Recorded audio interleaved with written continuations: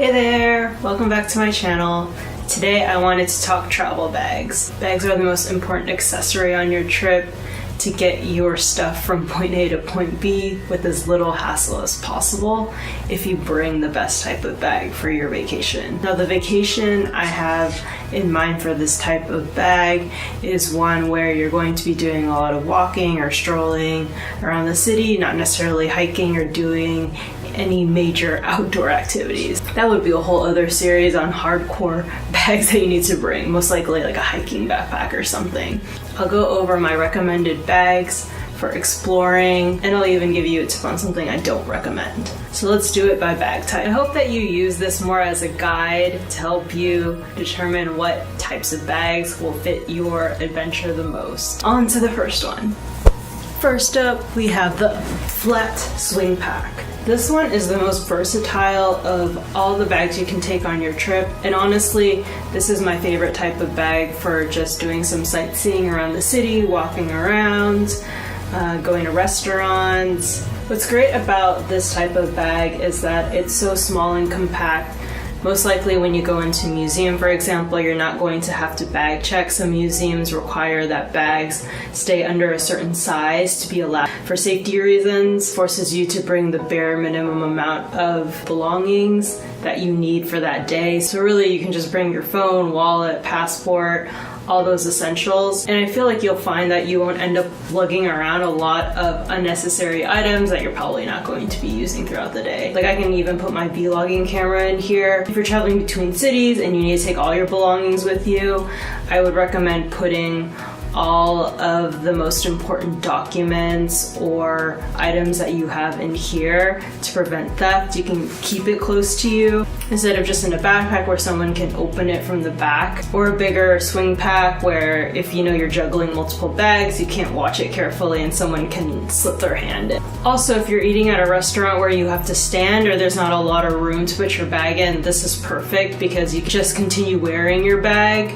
and just pull your belongings in and out very easily instead of having to take off the entire thing, put it on the back of your chair, and then possibly have a theft situation. One downside I can think of for this bag is that if you have a camera bigger than a G7X and you want to carry a little bit more bulkier, bigger items, you're gonna have to carry it outside. This Burberry flat swing pack was a gift. And what's nice about this is that you can actually take off the handles and make it even into a night purse. So it serves two purposes. In the evening time, it can be a nice little clutch purse. In the daytime, it has the straps and I can carry it about town. And you can fit it into small spaces if you need to because it's so thin and easy to navigate and slip through anything. Next up, I have the littlest bag, and it is this Hello Kitty necklace, purse, bag thing. I'm not really sure what it's called. Essentially, this is a little tiny purse that's attached to a lanyard, and you can even take the lanyard off. I got this from the Sanrio store like a billion years ago, but I'd wear it with the lanyard, and then you can actually put this over your neck. I would say in terms of keeping your most important documents close to you, this is probably going to do the job the best. There's not a lot of room, but it's so, you can make everything light. But if you have money, cash, coins, you can put it in this little compartment inside. And then there's also on the back, there's also a compartment for a card, so if you have a train pass or bus pass, you can put it back here. There's even a compartment in the front where you can just stuff little things. You can put maybe other cards or medication in the front. I would probably keep your cards in this section, however. But what's really nice about this is that you're not going to run the risk of someone maybe rummaging around your bag when you're not looking. And it's really easy to just reach in when you're paying for something into the bag, pull out your cash. There are a lot of downsides to this as well. For one, if you want to attach your phone, which I recommend because that's another very important accessory that everyone has to get around. You're going to have to get an attachment for the phone so you can put it around the lanyard and carry it around. And obviously there's not a lot of room, so you're really going to have to put your most important documents, belongings into here and put everything else in another bag. It might be a really fun challenge to see if you can just carry everything that you need for the day in this little bag and maybe put your phone in your pocket. I mean, probably run less risk of losing something. So something similar to the lanyard purse thing is this bag. I'd say this is probably the same size as the purse lanyard, but because this is so fluffy, it seems like it's bigger than the lanyard purse thing. But this is really for the bare essentials that you're carrying around. Really, you can only fit a card in the back, so your bus pass, maybe a credit card or a debit card behind it. And there's a compartment that you can zip and unzip right here that you can put your coins in, or maybe tickets to attractions. You can either attach it to the strap of your backpack, your jacket, and it can hang from there instead of just having the option to really hang it from your neck. You're probably wondering where all this Hello Kitty stuff came from. I used to work at the Sanrio store, FYI, years ago, so that's why I have so many. The number one benefit of this is if you're in a city where there's a lot of public transportation, where you have to take trains, for example, all you have to do is really extend this, swipe, and then you're done. You don't have to fumble about in your wallet to find your train pass. You can just slide and you're good to go. So for the most convenience to get around on public transportation, I say this is the best thing to have. And it's not really that much more to pack. You don't even just have to use it for bus passes. You can use it also as your main money payment container carrier type thing. And if you do get one of these, get something that has a different texture or is it bright colors like how this has the bright red, so you can easily identify it if you are going to put it inside a bigger bag, so it's easy for you to just reach in and pull it out without having to dig around as much. Then of course we have the trusty backpack.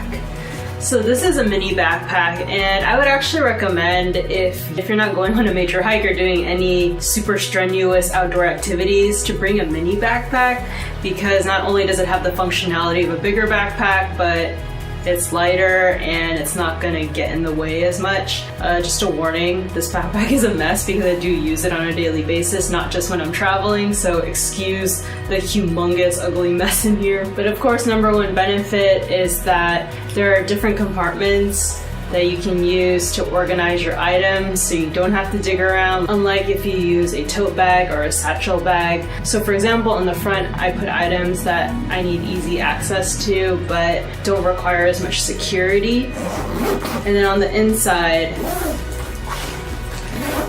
what's really nice is that there are multiple compartments. So like there's this compartment in the front, maybe I can put my cards in here, and then in the back I can put my camera or my wallet, anything that requires more security, so it's not easy for a hand to just go in and grab those things. Obviously with a backpack you can carry more things around. You can put your souvenirs inside, you don't have to carry them around all day with your own two hands. If you're traveling with a kid, you can bring maybe a change of clothes or some toys in here to keep them entertained. And of course you don't have as much width, so you'll bump around people less and your backpack's in the back. For me though, what's kind of scary about a backpack, especially in an area where there could be a lot of petty burglary crimes, is that I don't know who's behind me sometimes, so you never know if someone might swipe something. Just quickly open your backpack, swipe it, and leave, and you might not know. So that's the only thing that I fear about backpacks. But otherwise, they're the most ergonomic. Carrying a DSLR around in this will be super easy. If you're traveling on an airplane and you need to consolidate your bags, this isn't as easy to consolidate as a flat swing pack or a necklace lanyard purse. So when you're going through the airport, just think about what is the most convenient way for you to get through with all of your items intact, or at least with your most important items on you and the items you don't need as urgently packed in your luggage or somewhere else. So the last bag on my list of recommended types of bags to bring is this crossbody satchel bag. And as you can see, it's the biggest and it has the most compartments. So if you really want to be super organized and you like to have a place for everything that you bring, this has all the compartments to cover you on that. So again, this is probably a bit of a mess, I have a lot of napkins in here. There's a ton of netted compartments. There are pockets, everything to keep you organized. In terms of going back and forth, if you're exploring the city and then you're going out to the country, this is going to be your best type of bag because you can easily take it out into the country and have all the necessities with you because there's so much room for you to bring everything. You can also adjust the strap, so if you want it to be longer, be more like a swing pack, you can do that, or if you want it to be closer to you, be more of a handbag type situation, you can also adjust the strap to do that. You'll have no problems buying souvenirs. You'll be able to just get them, put them in your bag and not worry about them. You can also put your DSLR in this bag, no problem. It can get bulky really quickly, especially if you're the type of person that just throws things in your bag like I do sometimes. It's easy for things to just kind of get lost and end up on top of each other, or important things you actually need access to be hard to dig out because there's so many items in here. So I would just kind of use caution with that. And this might be a bag that you have to check in if you're going into a museum because it's of a larger size. But yeah, in the event that I want to be prepared for everything and anything, this is the type of bag that I would bring. If I don't foresee any issues bringing a bigger bag to a destination, I just like to have this kind of catch-all option. If you're traveling to Europe, for example, you want to travel as light as possible because you have to do a lot of walking, and a lot of airlines within the country have very strict weight requirements and bag requirements. So this type of bag might not be the best for you in terms of traveling between different cities or different countries within continental Europe, for example. And finally, although I love these types of bags, they're not the most ideal for traveling. I'll tell you why I think so, but this bag is the tote bag. Now don't get me wrong, I love tote bags. They're super easy, have the size to just carry everything, but for traveling, they can be a little tricky. For one thing, especially if you have a tote bag that's an open top. Yeah, I know it looks like a garbage can in here. I feel like this is the easiest way for a thief to put their hand in and to just pull out your wallet. You can't really close it, especially once your belongings pile up in here, and it can expand very widely and become very difficult to fit into overhead compartments or underneath your seat if you're on an airplane. So I'm like shopping in my own home city where it's fairly safe, and I'm not really gonna run the risk of someone robbing me. I've also had many times where I overfill a tote bag and then when I put it down, it just flops over and everything falls out. You can get a tote bag that is very pliable that you can fold up.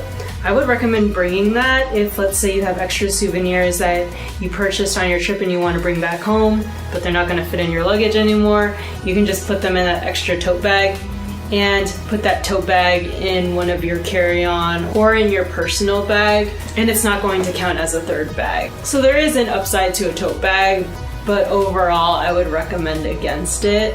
Even if you're going to the beach in another area, at least get a tote bag that you can zip up and that isn't see-through, just in case someone steals from you. If you're going to a destination, going to the beach in Capri or in Thailand, have a separate bag for my most important items, just in case anything from the tote bag gets swiped or you accidentally leave it at the beach or anything happens. It's always good to put safety measures in. You never know what could happen. I just want y'all to be safe and take away any potential trip woes. You're definitely going to have to rummage around to find any items unless you put them in pouches. That's one way to organize in a tote bag. But if not, then I feel like sometimes I can waste a few minutes trying to locate something that's just right in front of my face. I mean, no shit on tote bags. I love tote bags personally. This is one of my favorite tote bags from Samantha Thabasa.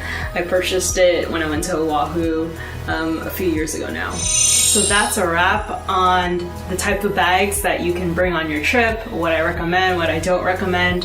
I hope you found that useful. Let me know if you want me to go into more specifics on travel, what to pack, how to get around, where to go, etc., etc. I've traveled to at least 15 different countries. I've kind of lost count. And a shout out to my new subscribers. Thank you so much for your support. And comment below and let me know what your favorite video is from me or how you found me. Don't be a silent subscriber, let me know. I don't bite and I want to get to know you all more and learn what you enjoy watching from me. Well, I hope you have an awesome day and thank you so much for watching. See you next time. Bye!